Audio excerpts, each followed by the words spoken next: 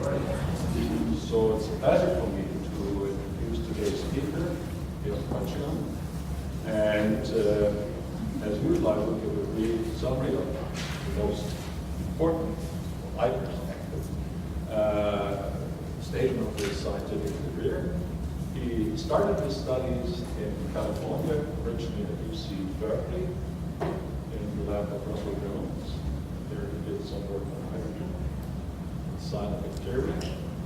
And then, as a PhD student, moved from Berkeley over to Davis and joined the lab of Lynch. And started there with a topic that ever since was a major area of his scientific interest, mainly the root system and the function of the root system with respect to stress, with respect to nutrient uptakes, and also with respect to susceptibility to poisonous minerals in the soil. He also continued to work in Davis for a few years as a postdoc and research associate. And then he had the chance to move on across the nation to the other end, to the northeast, to join the what's today Holley Institute, which was run by USDA, initially as a scientist, a research group leader, and then more recently in 2008 he was appointed as the director of the institute, and he's now in charge of the institute. It's very intriguing and I think very challenging for all of us to learn what's going on there. It's just across the road, but I realize most people may not really know what's going on. So here today we have a chance to just get one glimpse of what's going on there. And the topic of this talk is full genome mapping of root traits using rice as a health process. Yeah,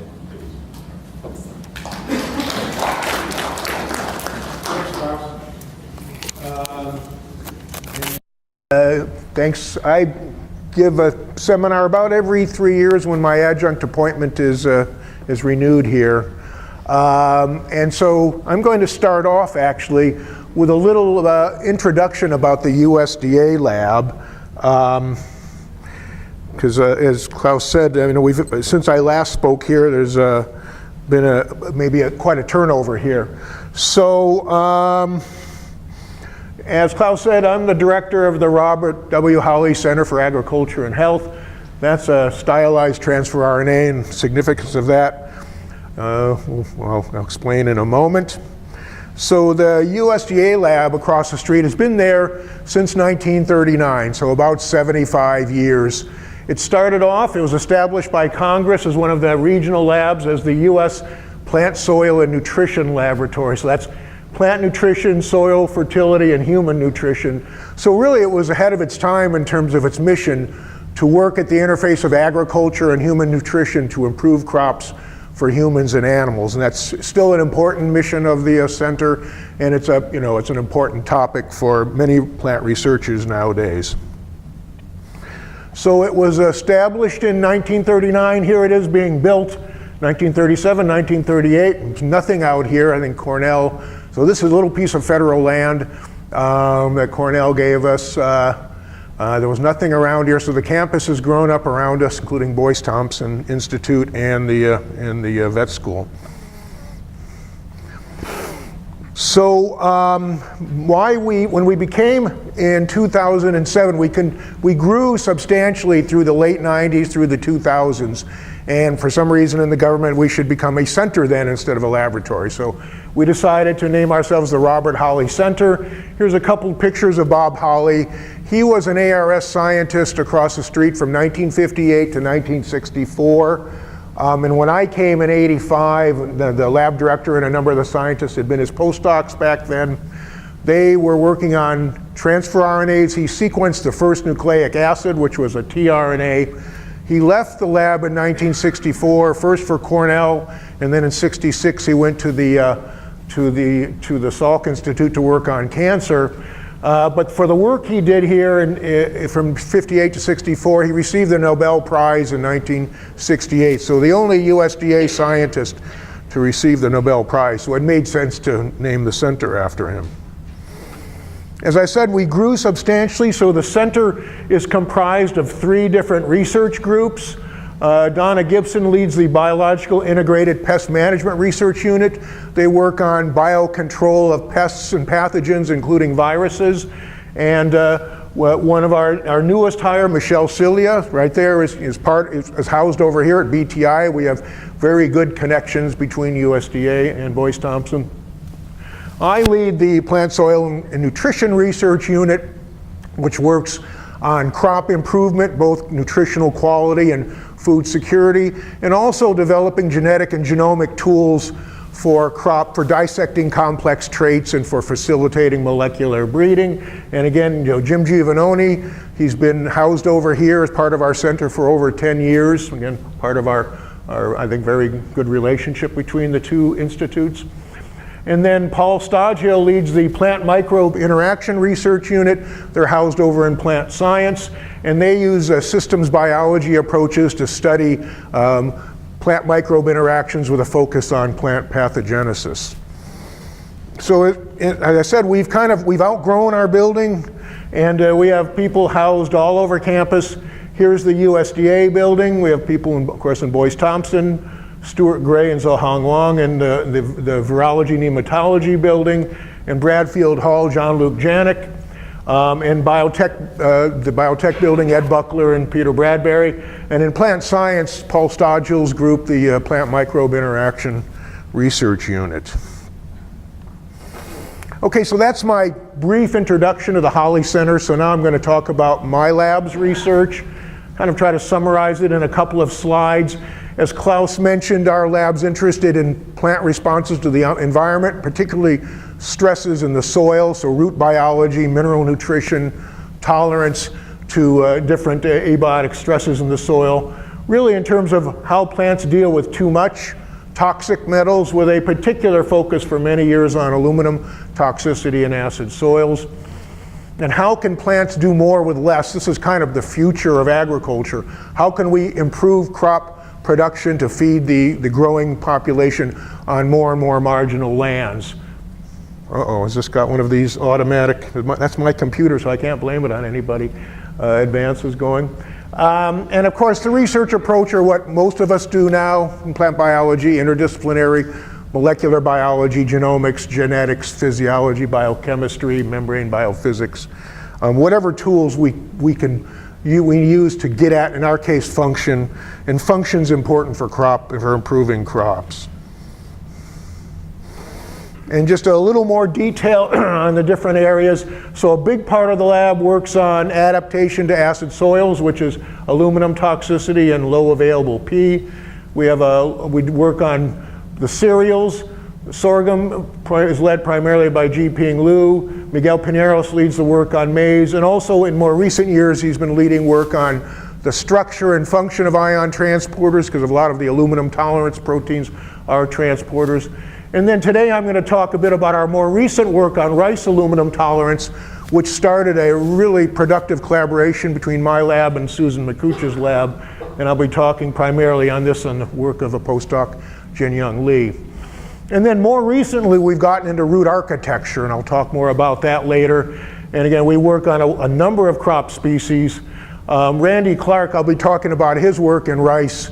It was his PhD in my lab in biological engineering. So I'm going to start off talking about our work on rice aluminum tolerance. A little introduction on why people are interested in aluminum tolerance and this issue of acid soils. Aluminum is the most abundant metal in the Earth's crust because clays are aluminosilicate. Aluminum, silicon, oxygen. Oxygen is the most abundant element in the Earth's crust. Silicon is number 2, aluminum is number 3. Fortunately for life, aluminum has many different soluble species. They're not toxic to life until the soil becomes highly acidic, when the pH drops to 5 and below. One particular form of aluminum, Al3+, is solubilized. That's quite toxic to roots. The plant ends up with a stunted and damaged root system, and you get significant yield reductions due to drought and nutrient deficiency. Well, why is that important? Well, here's a map of soil pH. These red zones are the highly acidic soils, pH 5 and below. And I'll just focus you, very significant regions of the world, maybe as much as 50% of the potential arable lands are highly acidic. But we're most concerned with the tropics and subtropics, where you have a lot of rainfall, these highly weathered soils. And this is where most of the developing countries reside. So you have a major crop limitation in those countries where food security is the most tenuous. So there's been a lot of interest. Breeders have been breeding for aluminum tolerance for over 50 years, but there's much more that can be done, and a lot of interest in cloning aluminum tolerance genes to facilitate crop improvement through molecular breeding and biotechnology. Just show you a little bit about aluminum toxicity. This shows this is what aluminum toxicity can do. Here's a tolerant and sensitive near isogenic line pair in wheat growing on a nearly neutral soil. Roots grow fine. Switch them to an acid soil, and the sensitive isoline root growth is almost totally abolished. And the translation of that into yield, now this is maize, tolerant sensitive maize, on a highly acidic oxosol of our closest collaborators at Embrapa Maize and Sorghum in Brazil. And you can see the sensitive lines, there's essentially no yield, no ears of corn. So you can have significant yield reductions. In going after aluminum tolerance genes for crop improvement, it helps to know something about the physiology, the physiological mechanisms. I was trained as a physiologist, and that's still my mindset. Use these tools to figure out mechanisms and function and the genes underlying that. Now, there's several different aluminum resistance mechanisms crops can use. The best known and documented one is actually avoidance. It's exclusion of aluminum, keep the aluminum out of the growing root tip. And this is done via aluminum activated release of organic acids from the root tip, which is shown in this cartoon. Al3+ in the rhizosphere interacts with specialized transporters, activating them, and they allow the ALMTs allow malate to flow out into the rhizosphere. The mate transporters allow citrate. These are very effective aluminum chelators. Tie up the aluminum, keep it out of the root. Many plant species, including sorghum, maize, barley, almost all the cereals use this. But we're finding that there are other true tolerance mechanisms that plants can use. If the aluminum gets in, it is complexed by organic acids and other ligands and stored in the vacuole, either in the root or the leaf.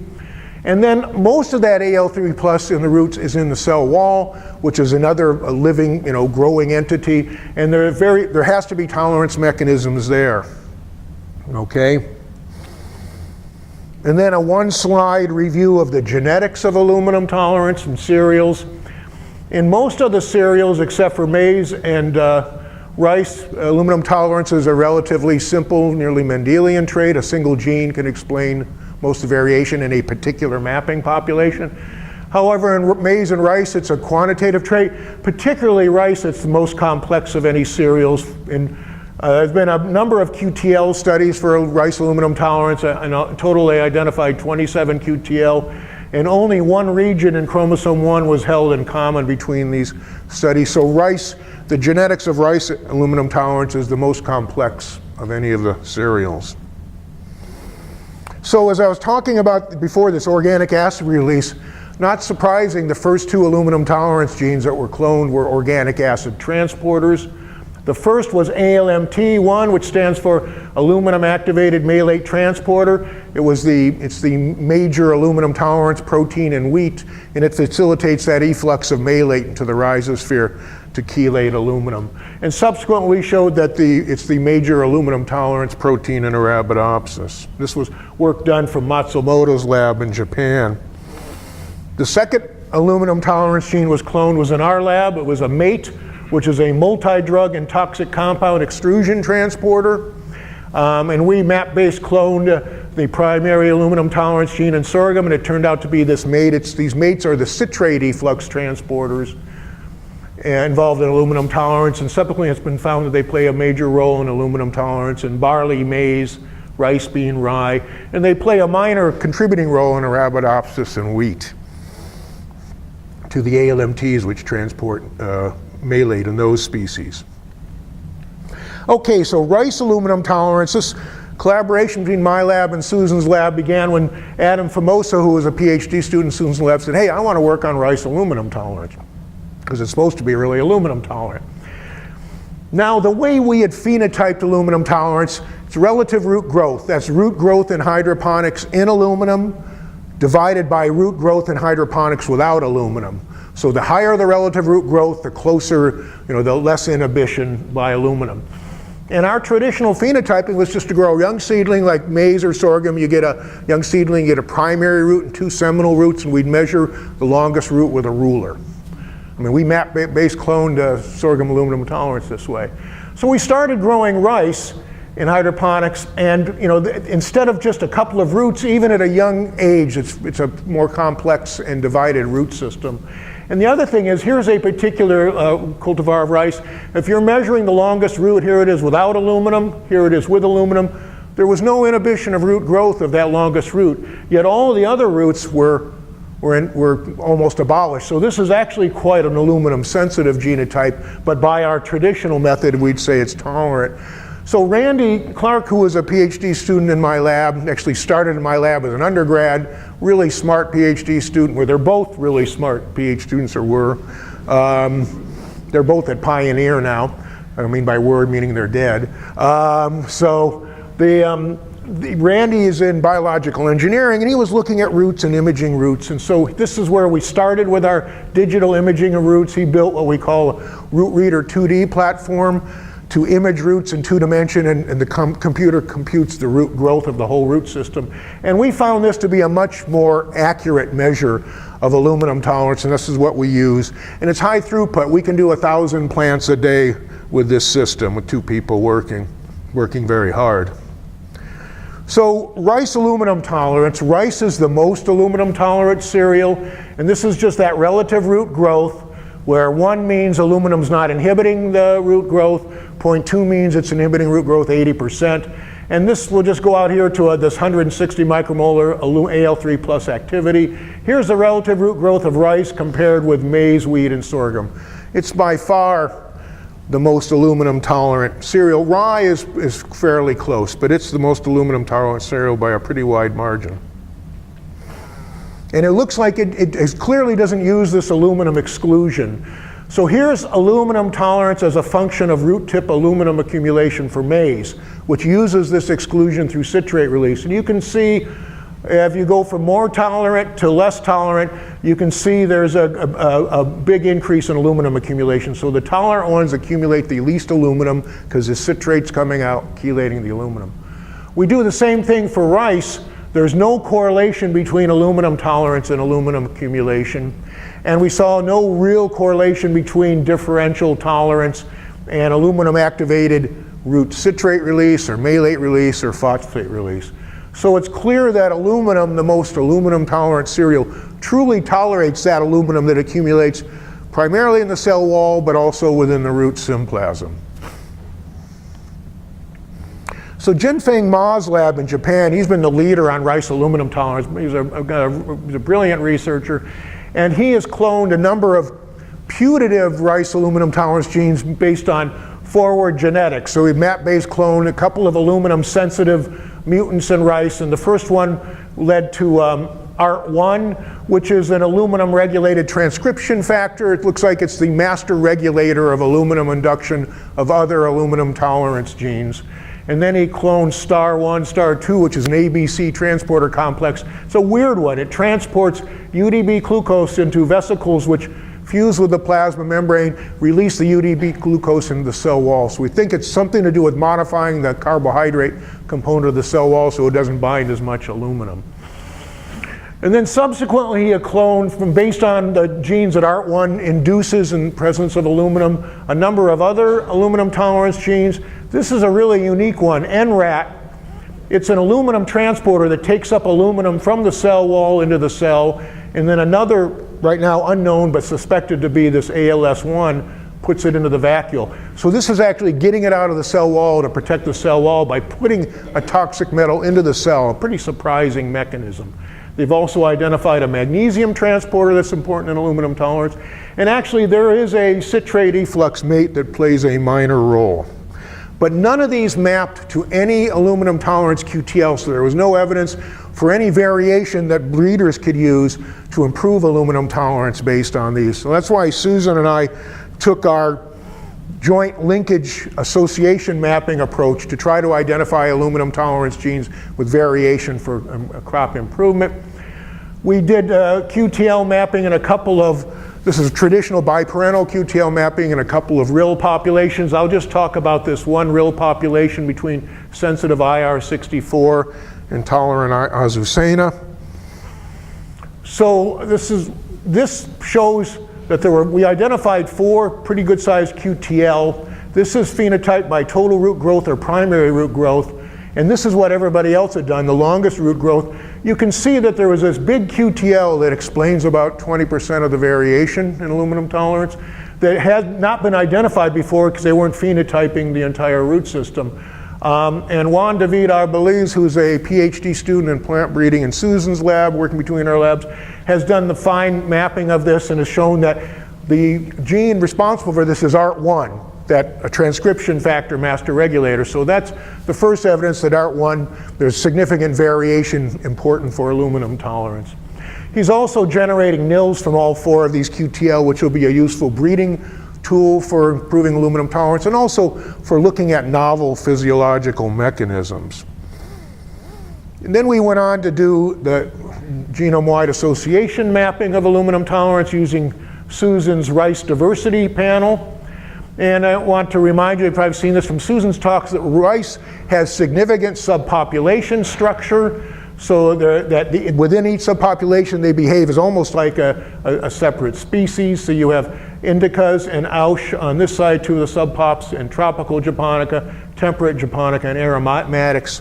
So there's 5 subpops in this diversity panel where there aren't many aromatics, so we won't be looking at that subpopulation. And so Adam and Randy phenotyped this 500 rice lines with 10 replicates with all sorts of checks, I think 12 replicates, but it ended up phenotyping, actually it was more like something like 20 replicates, but over 12,000 rice plants. And you can see the frequency distribution for aluminum tolerance in this panel. And this shows you the box plots and the average aluminum tolerance for the different subpops. The japonicas are the most tolerant, the aush is the most sensitive, and the indicas are somewhat in between, but closer to the aushes. So here's the Manhattan plot for aluminum tolerance. We got something like 100 QTL. So there's a lot of work in sussing this out. And recently, now Lisa Marone, who did her PhD with me on maize aluminum tolerance and postdoc, now works in Susan's lab, and a portion of her work is on the rice aluminum tolerance, and she's working to mine some of these novel GWAS peaks. But let's look at some of the ones that we identified. There's a peak that coincides with STAR2, that ABC transporter that Ma cloned. This is the one I'm going to talk about for the rest of the aluminum tolerance work today. This is that NRAT, that aluminum transporter. It's a very big peak in the aush. I forgot to mention, it's most informative, we're finding, to do the GWAS by subpopulation because of the subpopulation structure. So this one explains about 40% of the variation in aluminum tolerance in all the aush. Here is this is that magnesium transporter that Ma cloned by Forward Genetics. Here's the mate that he had identified that plays a minor role in aluminum tolerance. So we're verifying. Again, for these, we haven't proven that they underlie the QTL except for NRAT.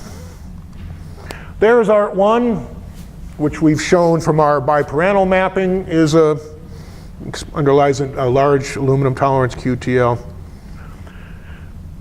And this is a really big peak, and we think it might be a novel cell wall mechanism based on some of the genes there. And this is one that Lisa's looking at, along with a new postdoc that's joining the lab from Julian Schroeder's lab. So for the rest of the time, I'm going to talk about Jin-Young Lee's work, postdoc on the lab, on this NRAT. So remember, it's proposed, there's a plasma membrane transporter. Normally these transporters these are NRAMs, they transport iron, manganese, zinc. This one only transports aluminum, which is really interesting in itself, a toxic metal, and it moves it from the cell wall into the symplasm, root symplasm, where it's stored in the vacuole. Thus, it reduces the level of a toxic aluminum in the cell wall.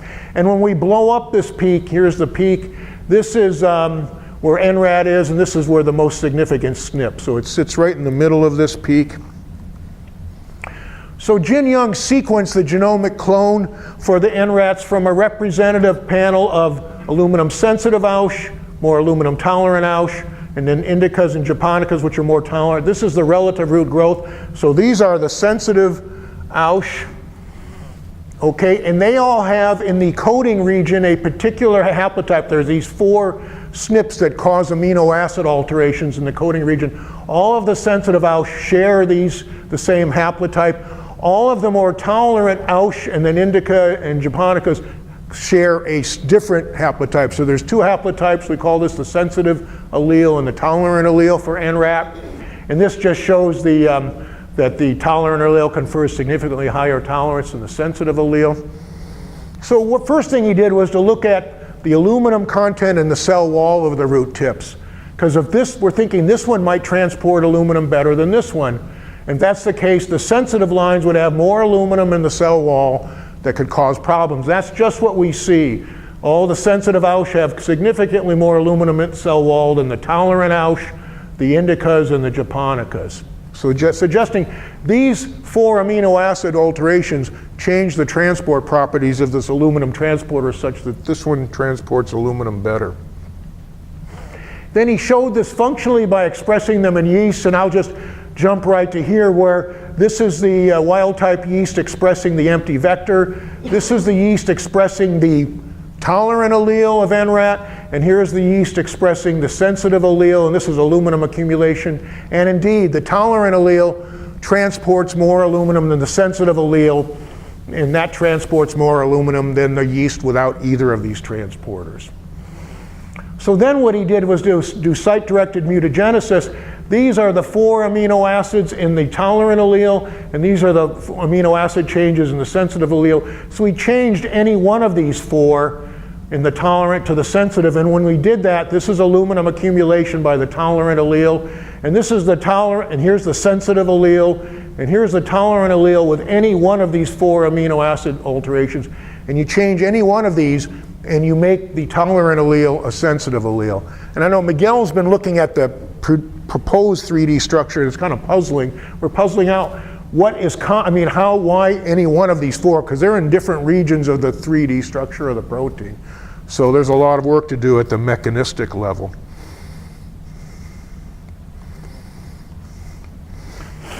He also found that in the promoter there's 2 haplotypes. The promoter of the sensitive ones have this haplotype, the tolerant ones have this haplotype.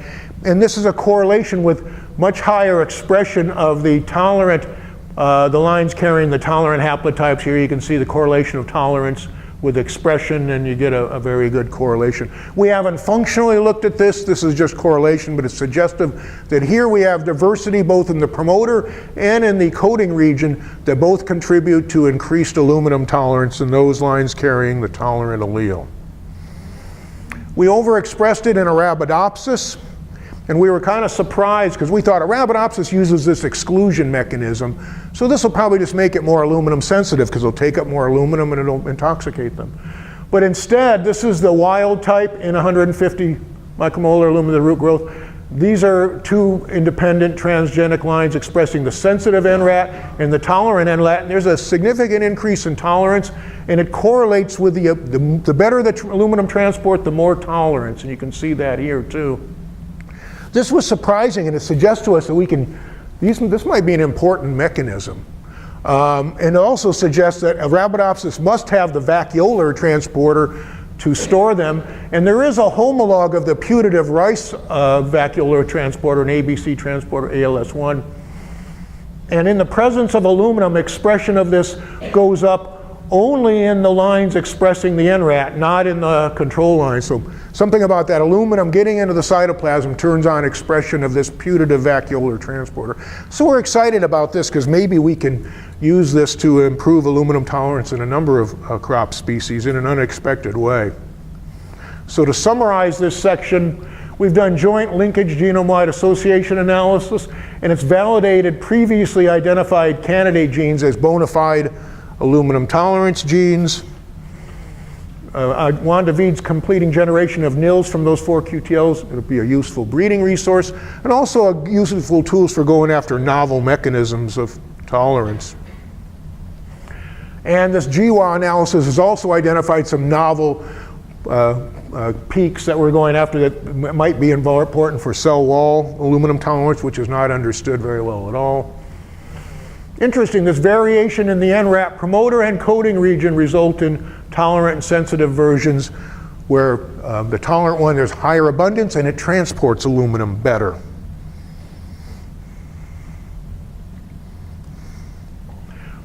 And this was a controversial mechanism when the paper came out in PNAS Ma's paper. I was one of the reviewers. And this is a good lesson for students. I read it and I'm going, boy, this doesn't make sense, but I read it and I read it.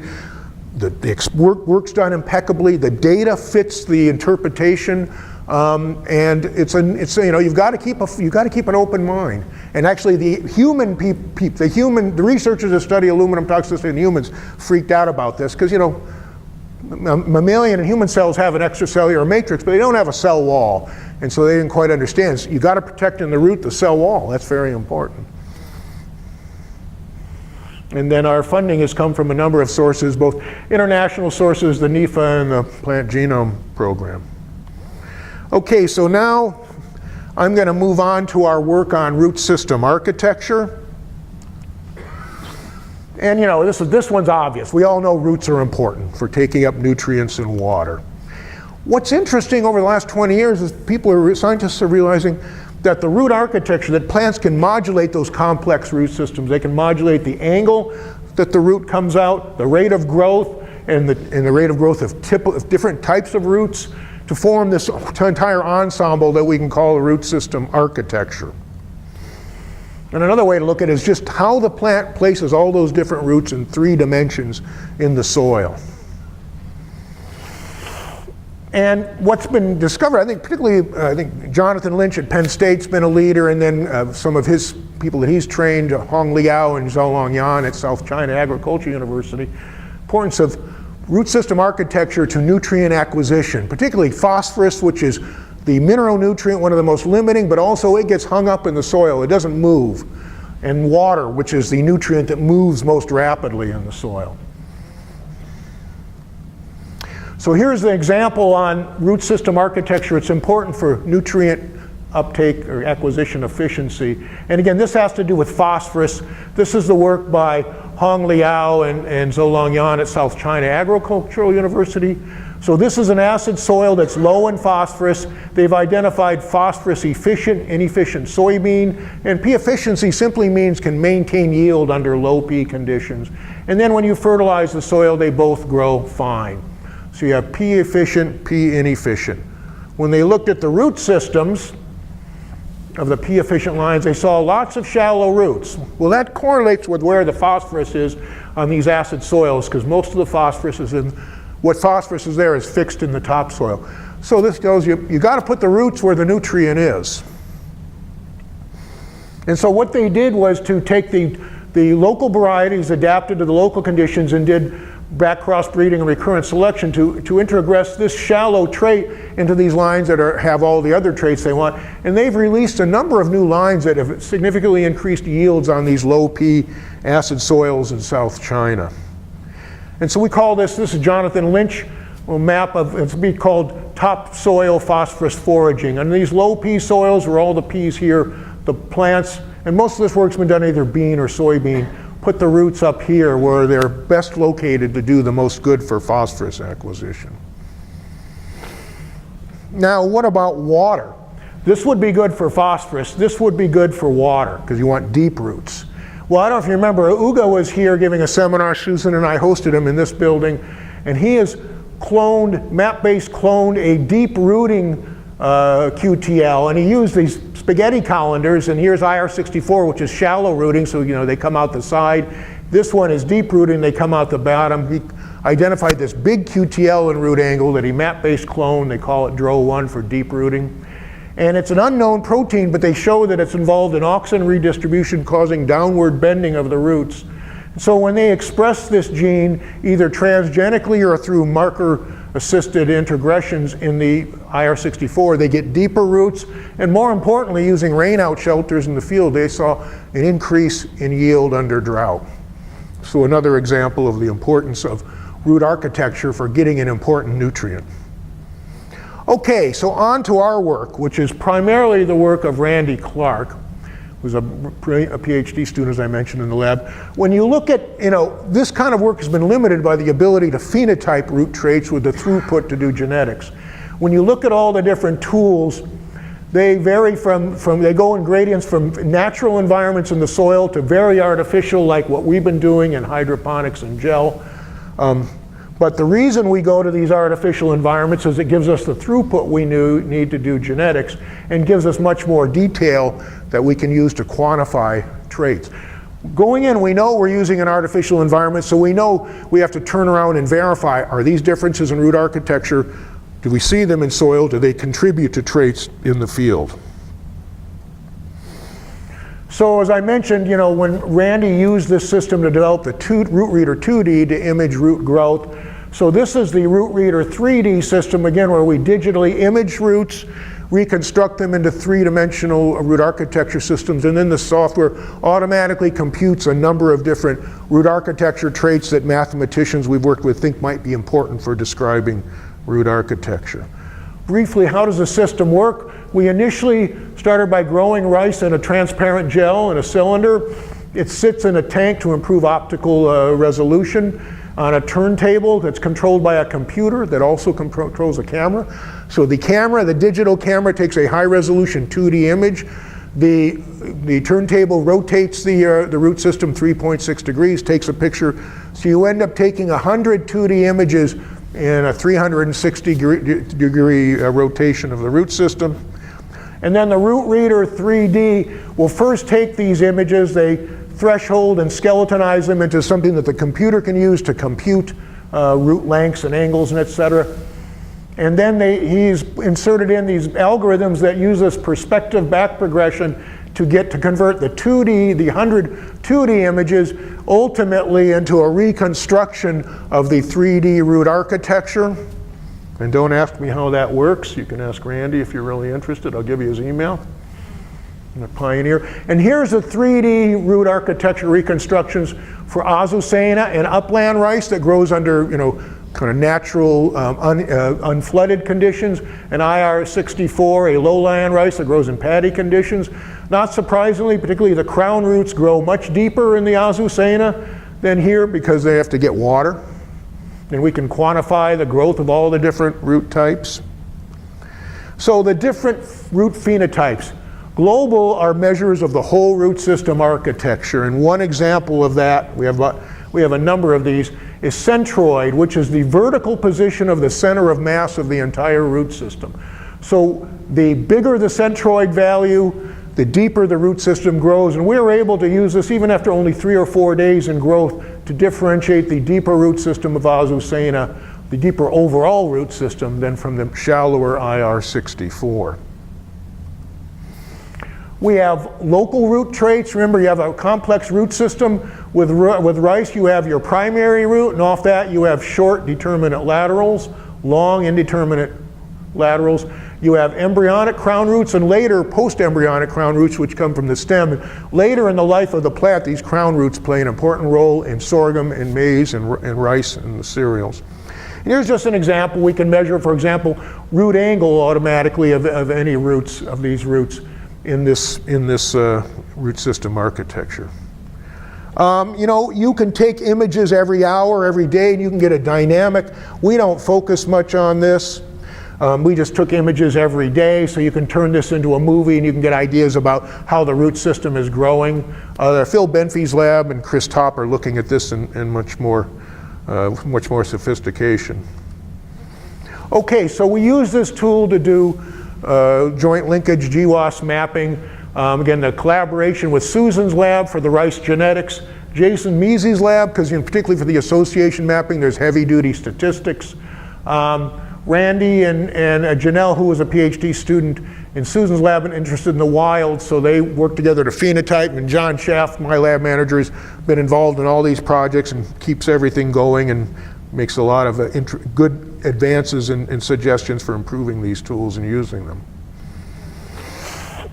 So I'm not going to say much about the Qtl mapping, but the GWAS, this meant we had to phenotype 2,000 plants. We can do, this is our walk-in growth chamber, about 90 to 100 plants a week. It's a pretty labor-intensive process. And for the regular Qtl mapping, we did identify a bunch of Qtl, and they did stack up in different hot spots, and these are depth related and solidity, or how branched the root system related. And we're using this really to back up the GWAS, and because of time, I'm just going to talk about the GWAS. So the GWAS produced an overwhelming amount of results because we have the 4 subpopulations that you have to analyze by, 4 different time points, 13 different root traits. So that ended up generating 260 Manhattan plots. Here's a subset of them. You can't see anything here, and I don't really want you to, because this was too much. This was an overwhelming amount of data. And so we sat down with a number of people and figured out an approaches combining things like meta-analysis, co-localization of the Qtl results, multivariate analysis to condense the traits, things about introgression, candidate genes, a lot of different things. There was no one path, and we're still struggling with that. But to make a long story short, we were able to identify 3 initial regions we're going to focus on that look interesting, 3 GWAS Qtl. Here's the first one on chromosome 3. It doesn't overlap with any of the Qtl, these black bars from the biparental mapping. Here's the Qtl, and it's correlated with rooting depth traits. These are all traits important for rooting depth, only in the indica subpopulation. Again, it's most informative to do the GWAS by subpopulation. So what Randy did was really clever. So you have a peak SNP here, the one that's most correlated, most associated with your differences in your trait. So we took that peak SNP, and you either have an A or a B allele, the way the aluminum chip genotypes the rice panel. And so we took all the indica lines, there's 44 of them that had the A allele, and he's overlapped the 3D reconstruction for all of those. And then there were 107 that had the B allele, and you can see there's a very significant difference in rooting depth. We're pretty excited about that. And then when you go further away, so beyond the linkage disequilibrium, you don't see any difference between the A or the B alleles at these regions. And you don't see differences in the other subpops. So this is interesting, and we're going to focus on this more. And that just shows that it's specific to the indica subpopulation. Here's another one on chromosome 4 that's correlated with rooting depth. Here's the peak. And again, we did a little bit different. This is kind of an outlier integration analysis. So what he did was he looked at the genotype of each line at that SNP, okay? In the indica, so these yellow is the indica Ausch subpopulation, red the indica, and then the blues are the different japonicas. So within those, he genotyped right at that SNP. So if you look at almost all the Ausch have an Ausch SNP here, and most of the indicas and japonicas have their SNP here. But in the, temperate and tropical japonicas have temperate japonica SNPs there. But here in the Ausch lines, there are a number of lines that have japonica, SNPs, either blues, at this region. And they tend to be, so if you have a japonica SNP here, either temperate or tropical, you tend to have shorter roots. So he went back to these indicas and he did the analysis with the A or B allele of these indicas, and sure enough, you can see a big difference. This SNP is correlated with, again, a big difference in rooting depth. But he had to be clever about it. He wouldn't have found this from kind of standard indica. This is kind of called outlier analysis. We've done it in the rice, but aluminum tolerance, but I didn't have time to talk about it. And then the third one is on chromosome 4 also. This one is not correlated with depth, but it's correlated with kind of branching, with solidity. Solidity means if you have a solid root, if you look at the volume that root system encompasses, and what percentage of that volume is root and what percentage is soil, the more solid it is, it means it's more root. The less solid means more soil, which means more branched. And so again, he did this same analysis, and you can see that if they have the B allele, this is a more solid root system, and if they have the A allele, they have a more branched root system. So now we have these three regions, and John and I have been bugging Randy at Pioneer. This is where, he published most of his papers before he left, except for this last one. Try to get them to publish them all before they leave, especially for jobs in industry. But anyway, he's going to identify the 5 extremes at each of these QTL, the 5 shallowest, the 5 deepest, the 5 most solid, the 5 most branched. We will go into a soil system in the greenhouse to verify we get these differences, and if we do, we will go to the field with our collaborators to see if they might contribute anything to performance under a limiting condition. And if so, Susan and I have a strategy led by Susan on how to move to fine scale map these QTL, which are not the biggest contributing QTL when you're doing this kind of stuff. And I'll finish up. When we move from rice, because we have an association panel in sorghum with my collaborators in Brazil. I have collaborators now from China, Li Xingyuan in the audience. We're going to do association mapping of maize root traits. So when we moved to sorghum, particularly in maize with the gel system, roots didn't grow, they weren't very happy. And we've grown these species hydroponically for years, so we can see it. The roots don't grow as well and the root tips swell. And we checked oxygen with an oxygen microelectrode. It's not oxygen, there's plenty of oxygen even at the bottom of the gel. We suspect it's ethylene. You have this gel which is going to prevent the diffusion of ethylene away from the root, and it looks like high ethylene. And so maybe maize and sorghum are more sensitive to high ethylene than rice. Bottom line, John Schaff is the one that said, hey, can't we try something in hydroponics with a mesh that will allow the roots to grow but hold the 3D architecture, so when you rotate them, you're not losing the architecture? And it's worked. We worked with Alexandre Falco was a visiting professor from Brazil who's an expert in medical imaging, and he's interested in roots. And so what we did is we make these meshes with a 3D printer of a particular color, so when we image the roots in the mesh, we can use green screen technology to remove the mesh. And it works, so now we can do any species we want. We can go to much larger systems, like for maize, we can grow older plants and sorghum. We can impose nutrient alterations easily. So it opens up a lot more work, and this is the way we're going now. So we bought a cheap 3D printer. Maybe we'll get a more expensive one. It works, but this is the mesh system.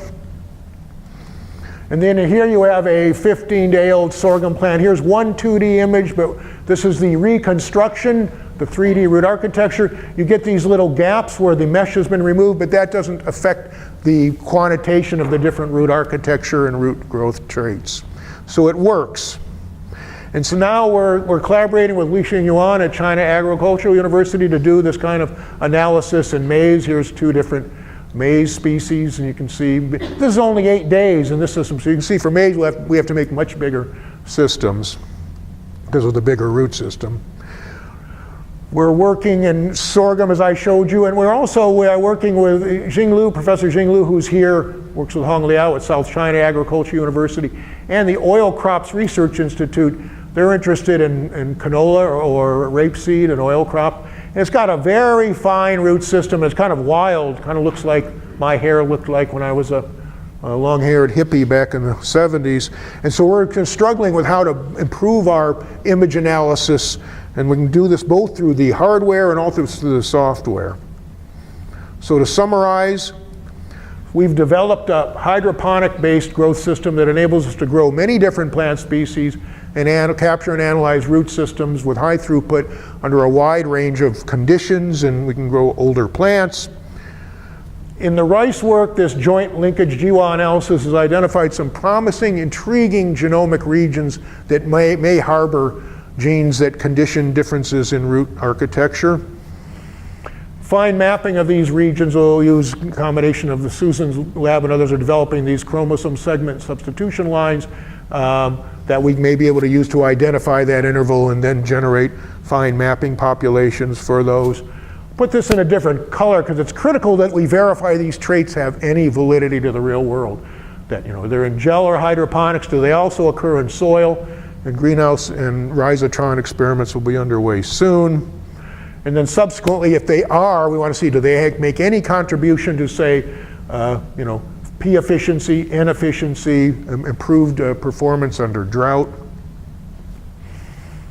And finally, the funding for this has been funded by a Plant Genome Program and also our agency. Thank you.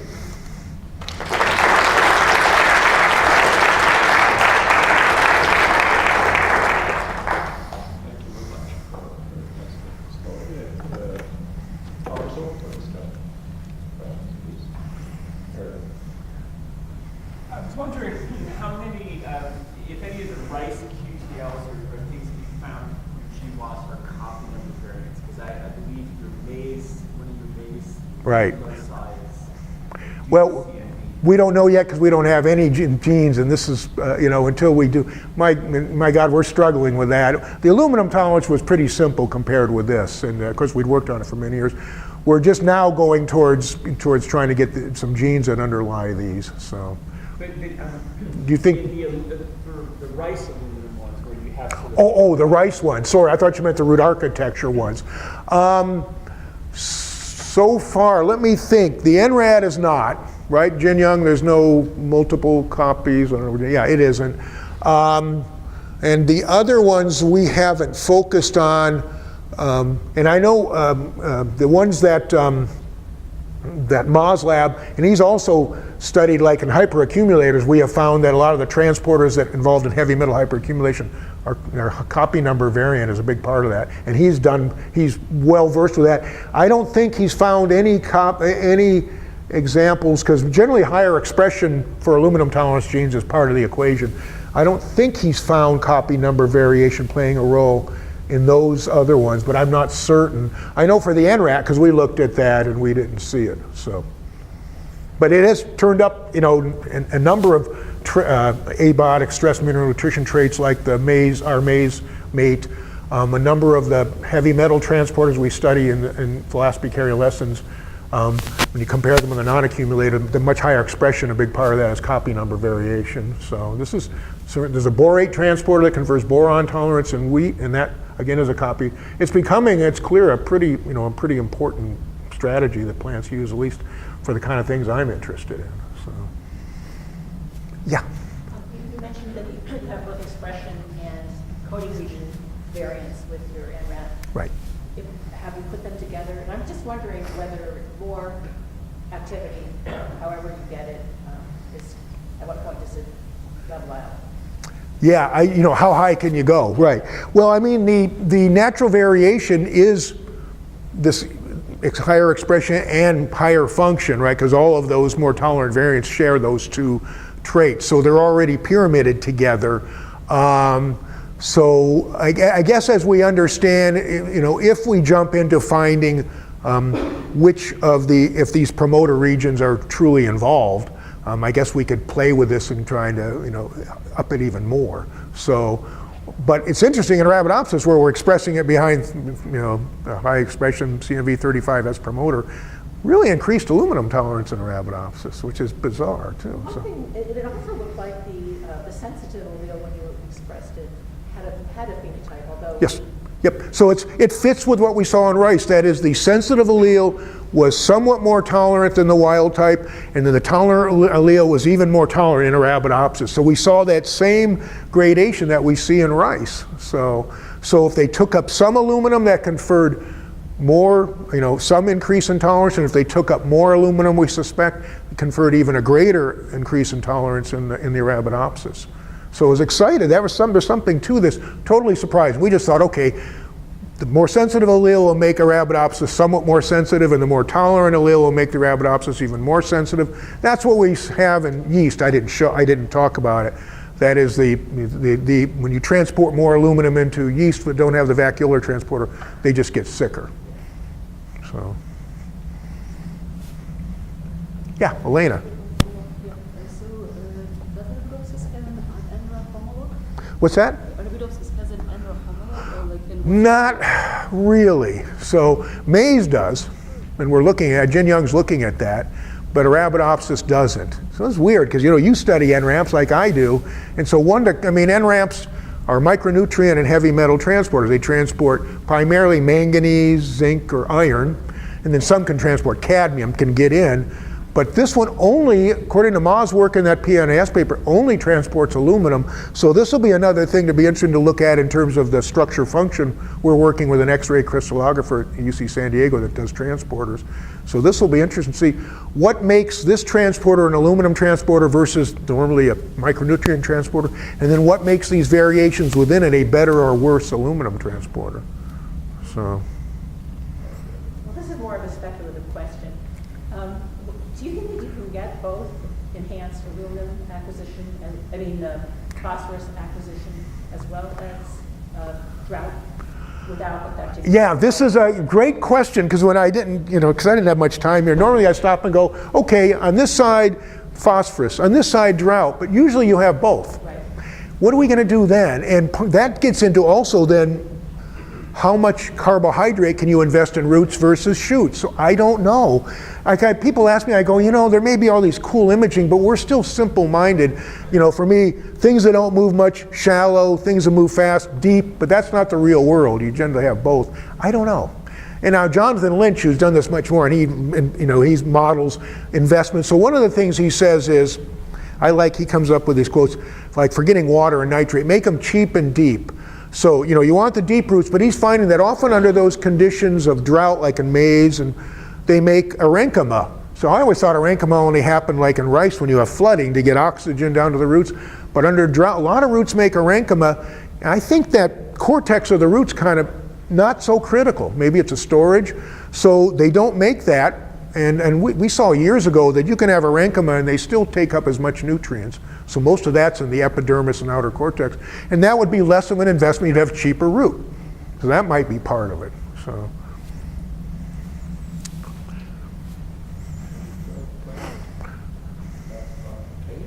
All right, thanks.